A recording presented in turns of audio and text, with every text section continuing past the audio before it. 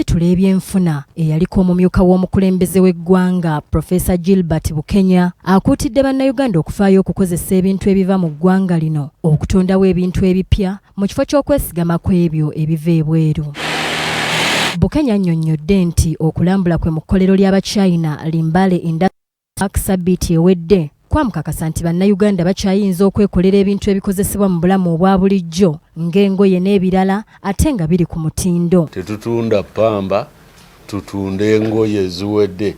Bano abambala buno buwalewale buno bayita jiini babukolera wano. Tubadde tukoppakoppa bukopi ebyebweru nga bwe tulaba buzungu bwatuleetera n'agamba nti yasama bwoti ng'ogende ng'otambula nga naffe twasaba. Ono wano wasinzidde n'asaba gavumenti ekendeze ku misolo egiteekebwa ku bintu ebikolebwa okuva wano bannayuganda basobole okubifuna ku bbeeyi esoboka era n'akuutira abalimi okwongera ebirungo mu mulimu gwabwe kubanga gwe gukyasinza okuwanirira akatale k'e Uganda. Tutandike okuteeka emisolo eminene ku bintu ebiva ebweru kasita biba nga wano mu Uganda bikolebwa. Toilet paper oba buli mu Uganda ekolebwa evudda walala tigiteekeko omusolo munene.